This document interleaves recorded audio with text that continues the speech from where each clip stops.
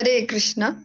आज हम सभी श्रवण करेंगे भगवान के वांग्मय विग्रह श्रीमद् भागवतम के अंतर्गत नवम स्कंध का तृतीय अध्याय आज हम प्रारंभ करने जा रहे हैं। ओम नमो भगवते वासुदेवाय। ओम नमो भगवते वासुदेवाय। ओम नमो भगवते वासुदेवाय। जो ये अध्याय 3 है, जो ये तृतीय अध्याय हम प्रारंभ करने जा रहे हैं, इसमें हम श्रवण करेंगे एक बहुत ही प्रसिद्ध ऋषि हैं, च्यवन ऋषि। आप सभी ने च्यवन प्राश तो सुना ही होगा, तो जिनके नाम से ये मार्केटिंग होती है इसकी कि च्यवन प्राश, ऐसे च्यवन मुनि, उनके विवाह का हम यहाँ पर प्रसंग सुनेंगे कि कैसे एक मुनि को विवाह में कह सकते हैं गृहस्थ आश्रम में जाना पड़ा। श्रीशुक उवाच सर्यातिर्मानवो राजा ब्रह्मिष्ठ सम्बभूवः यो वा अंगिरसां सत्रे द्वितीयमहरुचिवान्। श्रील सुखदेव गोस्वामी ने आगे कहा, हे राजन, मनु का द्वितीय पुत्र राजा सरियाति वैदिक ज्ञान में पारंगत था।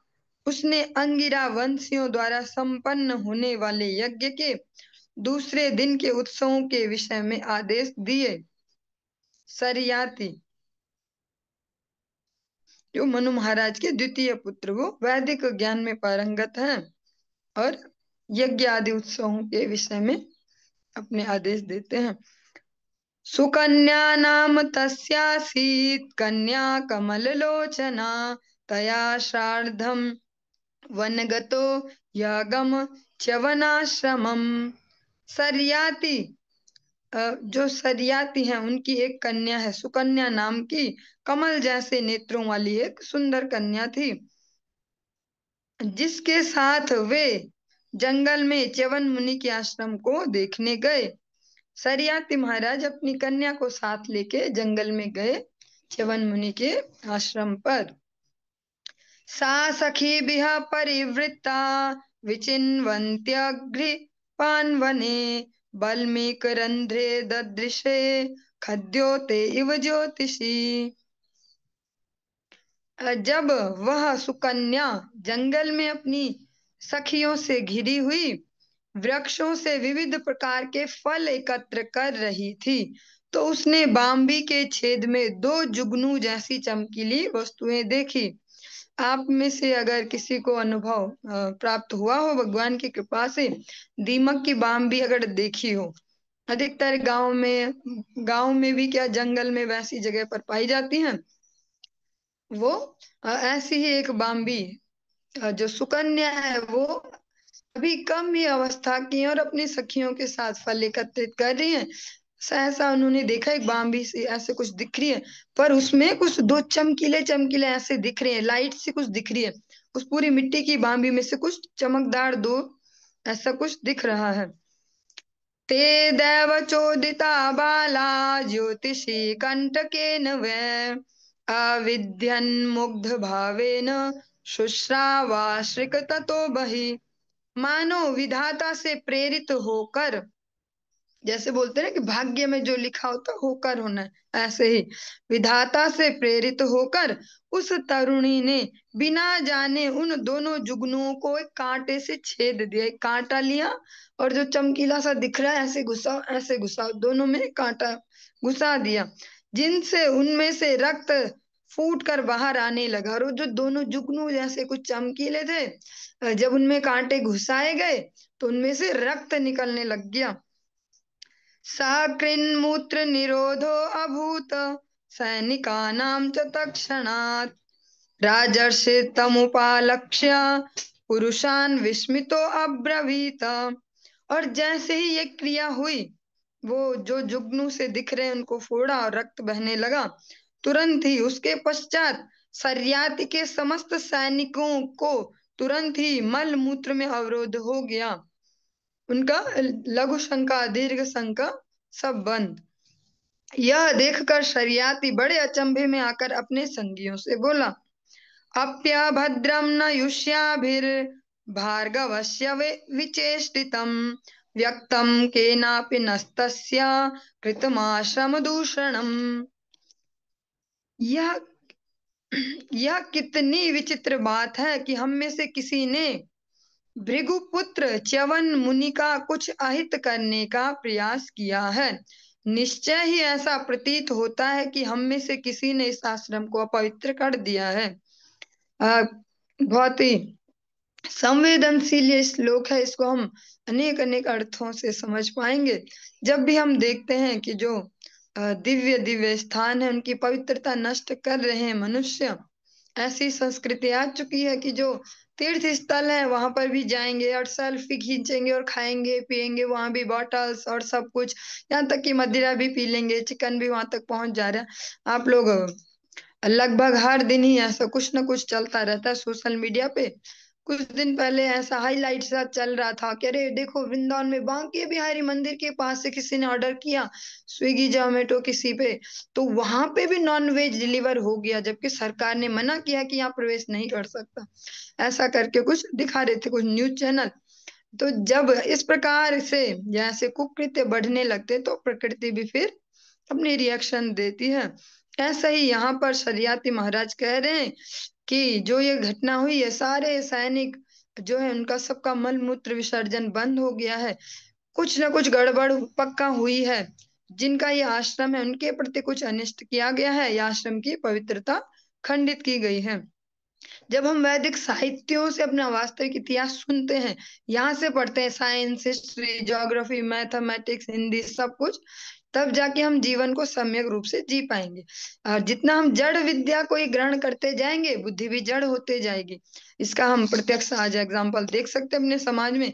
आजकल डिग्रियां तो सबके पास है ही हैं, क्योंकि बहुत सारे कॉलेजेस भी खुल गए हैं, माता पिता भी सारे जीवन भर की कमाई को बड़े उत्साह से बड़े भावुक होके जमा करते हो, और फिर ये भी बेच वो बेच वहां से लोन ले पढ़ाओ बच्चों को, ये कोर्स करा हमने हाई फाई ऐसे हाईली वो सो कॉल्ड हाईली एजुकेटेड जो जनरेशन है वो फिर वैदिक जो सूक्ष्म से नियम है उनको तो कभी जान नहीं पाती।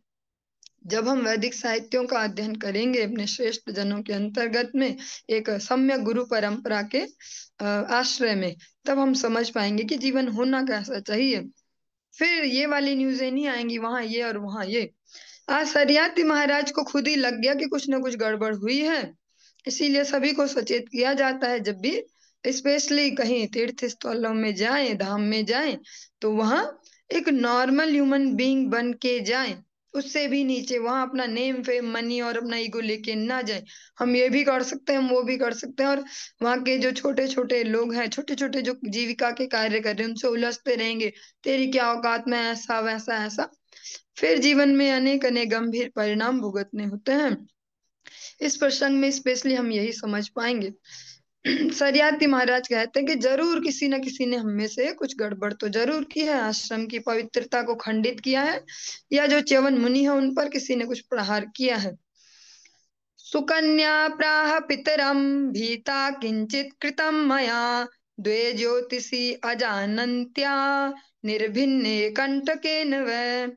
अत्यंत भयभीत सुकन्या ने अपने पिता से कहा, मैंने कुछ भूल की है, क्योंकि मैंने अज्ञानवश उन दो चमकीली वस्तुओं को कांटे से छेद दिया है।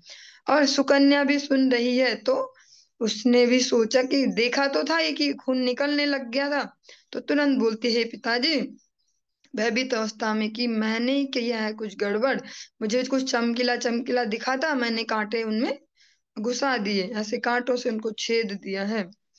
दुहितुस्तद्वचः श्रुत्वा शर्यातिर्जात साध्वसः मुनिं प्रसादयामास वल्मीकान्तर्हितं सनः। अपनी पुत्री से यह सुनकर राजा शर्याती अत्यधिक डर गए। उन्होंने अनेक प्रकार से च्यवन मुनि को शांत करने का प्रयास किया, क्योंकि वे ही उस बांबी के छेद के अंदर बैठे थे।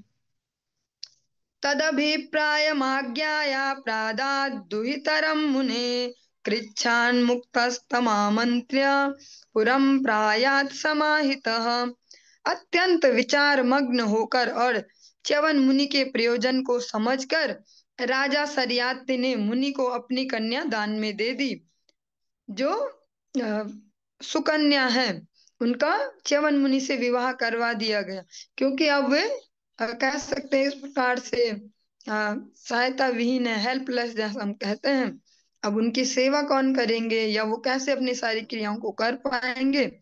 इस प्रयोजन को समझते हुए राजा ने बहुत सेंसिटिवली इसको समझा, विचार मग्न हुए और फिर सुकन्या का विवाह च्यवन मुनि से करवा दिया गया। इस प्रकार बड़ी मुश्किल से, संकट से मुक्त होकर सरियाती ने च्यवन मुनि से अनुमति ली और अपने घर लौट गया। क्योंकि राजा का केवल एक ही कह सकते हैं जीवन का एक ही हिस्सा नहीं है, ये एक ही पार्ट नहीं है कि बस वो उनके पिता हैं इतनी छोटी सी और ये ऐसा ऐसा सोचे। उन्हें पूरे अपने साम्राज्य के सारे नगरवासियों के भविष्यों को भी देखना है। ऐसा भगवान श्री रामचंद्र के आदर्श में भी देखा ही जाता है कि जहाँ संपूर्ण अयोध्यावासियों के मंगल की बात आई तो फाइनली उन्होंने इस प्रकार से भी लीला की कि जब लक्ष्मण जी ने लास्ट में उल्लंघन कर दिया, कि जब कहा था कि कोई अंदर ना आए, जब काल से भगवान बातचीत कर रहे हैं, तो फिर लक्ष्मण जी का भी परित्याग किया। क्योंकि एज ए राजा, राजा के अनेक अनेक कर्तव्य हैं, केवल एक ही रोल नहीं है कि हम उसमें ही सारे इमोशंस डालेंगे। अतः इस प्रकार से इस सारे विषय को सुलझा के सरियाती महाराज अपने घर लौट गए।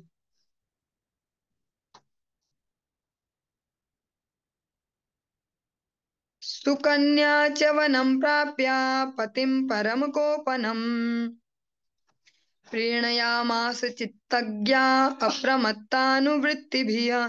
च्यवन मुनि अत्यंत क्रोधी थे, किंतु सुकन्या ने उन्हें पति रूप में प्राप्त किया था, अतः उसने सावधानी से उनके मनोनुकूल व्यवहार किया। उनके मन को जानकर उसने बिना घबराए उनकी सेवा की। कस्यचित्त्वथ कालस्य नासत्यावाश्रमागतो तौ पूजयित्वा प्रोवाच वयो मे दत्तमीश्वर। कुछ काल बीतने के बाद दोनों अश्विनी कुमार, जो स्वर्ग लोक के वैद्य थे, च्यवन मुनि के आश्रम पधारे। उनका सत्कार करने के पश्चात च्यवन मुनि ने उनसे फिर से युवा अवस्था प्रदान करने हेतु प्रार्थना की, क्योंकि वे ऐसा करने में सक्षम थे। ग्रहं ग्रहीष्ये सोमस्य यज्ञे वामप्य सोमपो क्रियतां मे वयोरूपं प्रमदानां यदीप्सितम्। च्यवन मुनि ने कहा, यद्यपि आप दोनों यज्ञ में सोम रस पीने के पात्र नहीं हो, किंतु मैं वचन देता हूँ मैं आपको सोम रस का पूरा कलश भर कर दूंगा। कृपया करके मेरे लिए सुंदरता और तरुणाई, इन दोनों की ही व्यवस्था कीजिए। एक उनमें आपसे विनिमय हो गया, एक प्रकार से बोल सकते हैं व्यापार सेट हो गया कि जो आपके आपके लिए इम्पॉसिबल है वो मैं पॉसिबल कर दूंगा, जो मेरे लिए इम्पॉसिबल हो आप पॉसिबल कर दीजिए। बाढ़ मृत्यु चतुर्विप्रा विप्रम अभिनन्द्याभिषक्तमो निमज्जतां भवानस्मिन् हृदय सिद्ध विनिर्मिते। उन महान वैद्य अश्विनी कुमारों ने च्यवन मुनि के प्रस्ताव को सहर्ष स्वीकार कर लिया।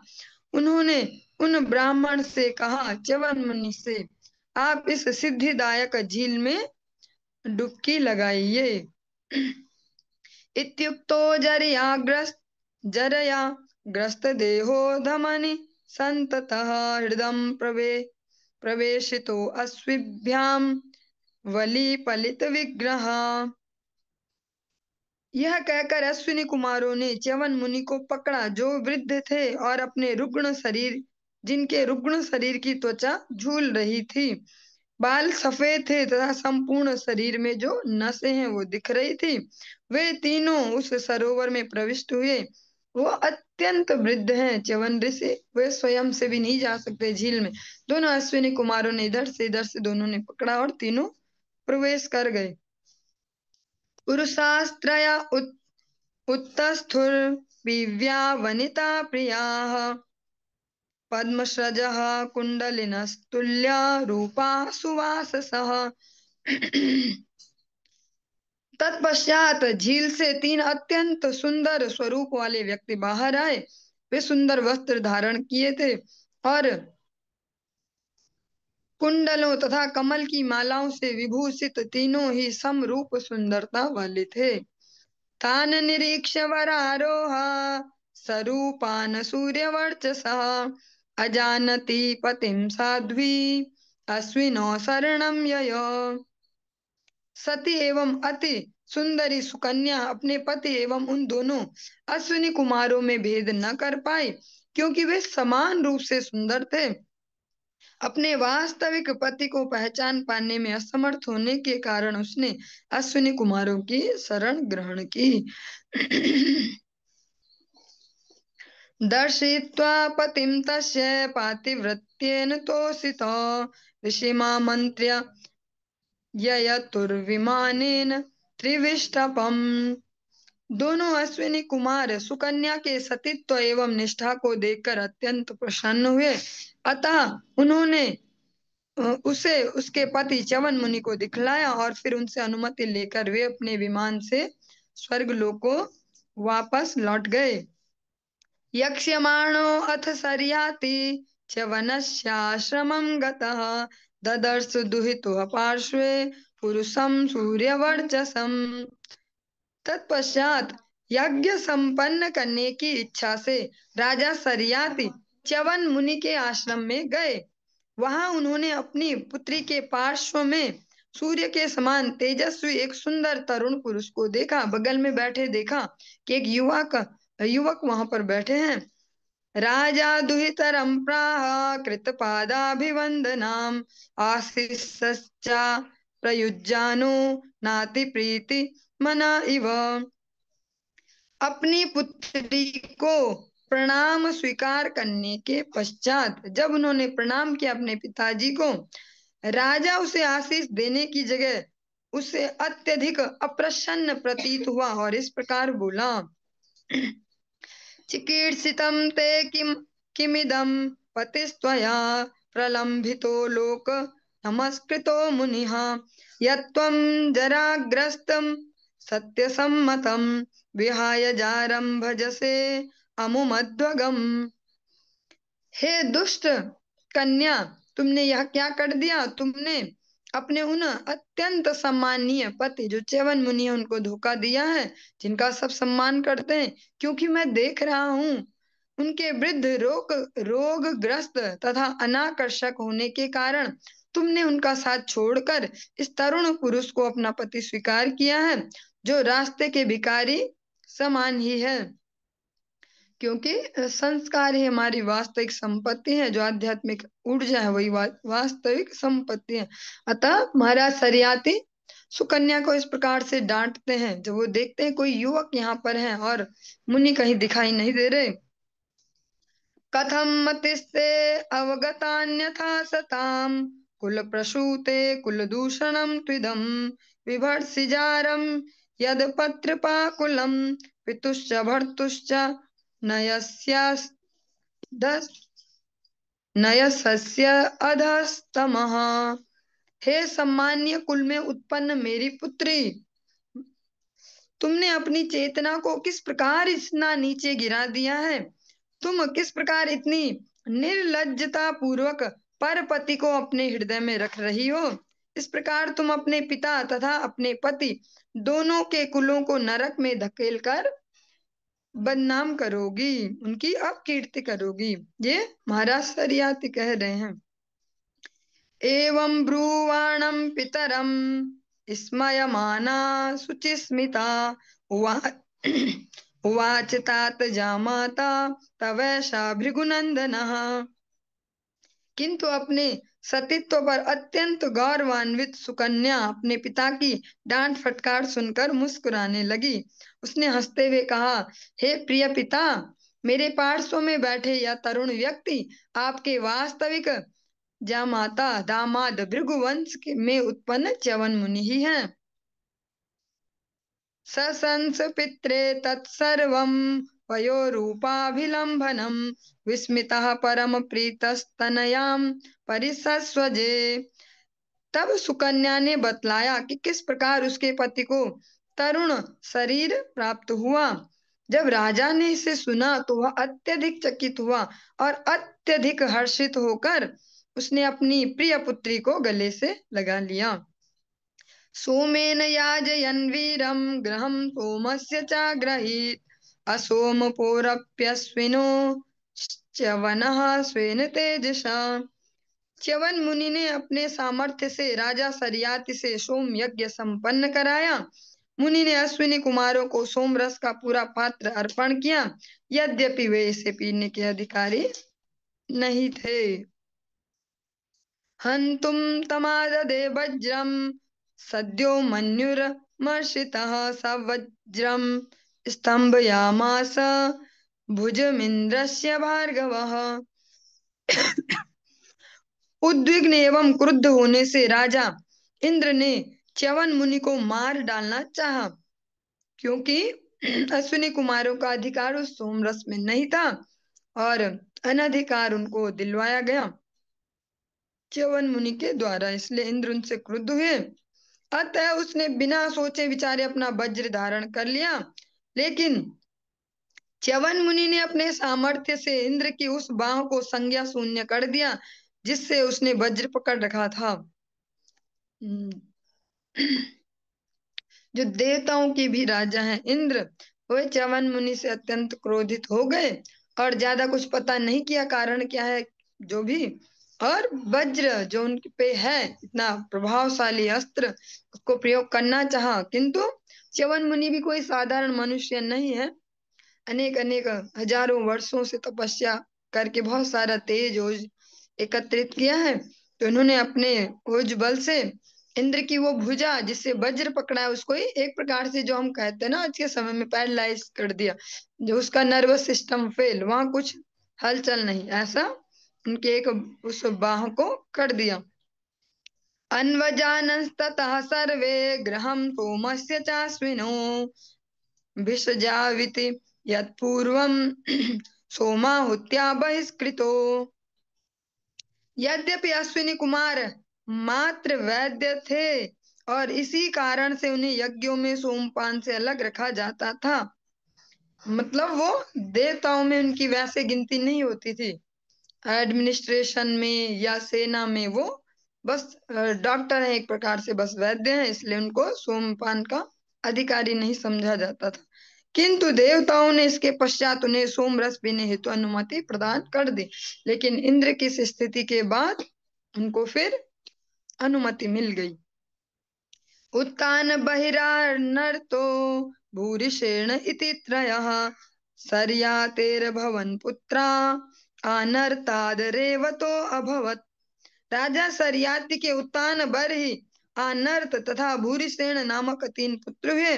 अनर्त के पुत्र का नाम रेवत था। सो अंतः समुद्रे नगरीं विनिर्माय कुशस्थलीं आस्थितो अभुङ्क्त विषयान् अनर्तादीनरिन्दमा। तस्य पुत्र शतं जज्ञे ककुद्मी ज्येष्ठमुत्तमम्। हे शत्रुओं के दमन करता महाराज परीक्षित, इस रेवत ने समुद्र के अंदर कुशस्थली नामक राज्य का निर्माण कराया। वहां रहकर उसने अनर्त इत्यादि भूखंडों पर शासन किया। उसके 100 अच्छे पुत्र थे, जिनमें सबसे बड़ा ककुदमी था। ककुद्मी रेवतीं कन्यां स्वमादाय विभूम गतः पुत्रा वरं परिप्रष्टुं ब्रह्मलोकमपावृतम्। ककुद्मी अपनी पुत्री रेवती को लेकर ब्रह्मा के समीप ब्रह्मलोक में गया, जो भौतिक प्रकृति के तीनों गुणों से परे है, और उसके लिए पति के विषय में पूछताछ की। जो ककुद्मी है महाराज ककुद्मी, उनकी पुत्री है रेवती, और उन्हें स्वयं से इस धराधाम पे धरती पे कोई ऐसा मनुष्य नहीं दिखा, कोई ऐसा पुरुष नहीं दिखा कि जिससे अपनी पुत्री का विवाह करवा पाए। सोचा सीधे ब्रह्मा जी से सलाह लेते हैं, जो विधाता ही हैं, उनसे पूछे कि इसके लिए योग्य वर कौन है। आवर्तमाने गान्धर्वे स्थितो अलब्ध क्षणः क्षणम् तदन्ताद्यमानम्य स्वाभिप्रायम् न्यवेदयत्। जब ककुदमी वहां पहुंचा तो ब्रह्मा जी गंधर्वों का संगीत सुनने में व्यस्त थे और उन्हें बात करने हेतु तनिक भी समय नहीं था। अतः ककुदमी प्रतीक्षा करता रहा और संगीत समाप्त होने पर उसने ब्रह्मा को नमस्कार करके अपनी चिरकालीन इच्छा व्यक्त की। इतनी देर तक वहां पर इंतजार किया, प्रतीक्षा की कि जब ब्रह्मा जी फ्री होंगे तो उनसे बात करूंगा। और फिर जब वे फ्री हुए, हाँ, तो उनसे पूछा जो उनकी इच्छा थी कि इसके लिए कौन सा योग्य वर है। तच्छ्रुत्वा भगवान ब्रह्मा प्रहस्यातमुवाचः अहो राजन्निरुद्धास्ते कालेन हृदये कृताः। उसके वचन सुनकर शक्तिशाली ब्रह्मा जोर से हंसे और ककुदमी से बोले, हे राजा, तुमने अपने हृदय में जिन लोगों को अपना दामाद बनाने का निश्चय किया है वे काल कवलित हो चुके हैं। जिनको भी आपने सोचा ऑप्शन के रूप में, वे सब, उन सब के शरीर छूट चुके हैं। तत्पुत्र पौत्र नप्तॄणाम गोत्राणि च न शृण्महे कालो अभियात तृण व चतुर्युग विकल्पितः। 27 चतुर्युग बीत चुके हैं। तुमने जिन लोगों को रेवती का पति बनाना चाहा होगा वे सभी अब चले गए हैं और उनके पुत्र पौत्र तथा अन्य वंशज भी नहीं रहे हैं। अब तुम्हें उनके नाम भी नहीं सुनाई पड़ेंगे। 27 बार चारों जो युग है उनका जो सर्कल है, साइकिल है, 27 बार वो जा चुके हैं इतनी देर में। जब से वो ब्रह्मा जी के यहाँ गए, ब्रह्मा जी म्यूजिक सुन रहे हैं, उसके बाद फ्री हुए बात करे, इतने में धरती पे 27 बार चतुर्युग जा चुके हैं। तद्गच्छ देव देवांशो बलदेवो महाबलः कन्या रत्नमिदं राजन नर रत्नाय देहि भो। हे राजन, तुम यहाँ से जाओ और अपनी पुत्री भगवान बलदेव को अर्पित करो जो अभी भी उपस्थित हैं। वे अत्यंत शक्तिशाली हैं। वास्तव में वे पूर्ण पुरुषोत्तम भगवान हैं और उनके स्वांश भगवान श्री विष्णु हैं। उन्हें दान में दिए जाने हेतु तुम्हारी पुत्री सर्वथा उपयुक्त है।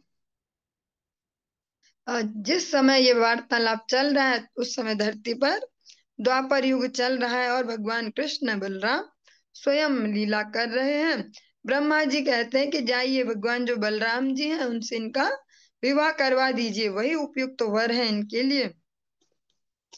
भुवो भारावताराया भगवान भूत भावनः अवतीर्णो निजांशेन पुण्य श्रवण कीर्तनः। बलदेव पूर्ण पुरुषोत्तम भगवान है, जो कोई उनके विषय में श्रवण तथा कीर्तन करता है वह पवित्र हो जाता है। चूंकि हरे कृष्ण वे समस्त जीवों के सतत हितैषी हैं, अतः वे अपने संपूर्ण साज सामग्री सहित संपूर्ण जगत को शुद्ध करने तथा उसका भार कम करने हेतु अवतरित हुए हैं। सपार्षद सुयाधाम सह अवतरी। और जो उनके विषय में श्रवण और कीर्तन करता है वह पवित्र हो जाता है। अनेक अनेक ऐसे सुंदर से गौड़ीय वैष्णव कीर्तन हैं। नरोत्तम दास ठाकुर जी के विशेषता, लोचन दास ठाकुर जी के भी, कि जो भगवान नित्यानंद प्रभु जो बलदेव अभिन्न है उनका जो भजन नहीं करता सही पापी एल और गेल। जो नित्यानंद प्रभु का भजन ना करे वो पापी धरती पर बस आया और गया, उसने कुछ किया नहीं। यहाँ पे वो कुछ भी, वो सब काउंटलेस है, कुछ गिनती में नहीं है जो भी उसने किया है। और ऐसे ही अलग अलग जगह हम श्रवण करते हैं कि नित्यानंद प्रभु की जिन्होंने शरण नहीं ली उनका जो विद्या है, कुल है, सौंदर्य है, धन है, वो सब भी व्यर्थ ही है। क्यों? क्योंकि वे गुरु तत्व हैं और समस्त जीवों के सतत हितैषी हैं। ये नहीं कि जब उनको काम पड़ रहा तब वो हाँ जी करें। वे हमेशा ही सबके लिए मंगलदायक सोचते हैं, हमेशा भक्तों के लिए मंगल कामना करते हैं। ऐसा ब्रह्मा जी कह रहे हैं ककुदमी महाराज से। इत्यादिष्टो अभिवन्द्याजं नृपः स्वपुरमागतः त्यक्तं पुण्यजन जनत्रासाद् भ्रातृभिर्दिक्ष्वस्थितः। ब्रह्मा से यह आदेश पाकर ककुदमी ने उन्हें नमस्कार किया और अपने निवास स्थान को लौट गया। तब उसने देखा कि उसका आवास रिक्त है, घर खाली है। उसके भाई तथा अन्य कुटुंबी जो यक्षों जैसे उच्चतर जीवों के भय के कारण उसे त्याग कर चले गए हैं, अब वे विभिन्न दिशाओं में रहने लगे हैं। सुताम दत्वान वद्यांगीम बलाय बलशालिने बदर याख्यम गतो राजा तप्तुम नारायणाश्रमम। तत्पश्चात राजा ने अपनी अति सुंदरी पुत्री शुद्ध शक्तिशाली बलदेव को दान में दे दी और फिर सांसारिक जीवन से विरक्त होकर नर नारायण को प्रसन्न करने हेतु बद्रिकाश्रम चले गए। और इस प्रकार से हमारा जो तृतीय अध्याय है ये यहीं पर संपूर्ण हुआ और हम आज की इस चर्चा को यहीं पे विश्राम देंगे। से आगे हम अगले अध्याय को कल श्रवण करेंगे।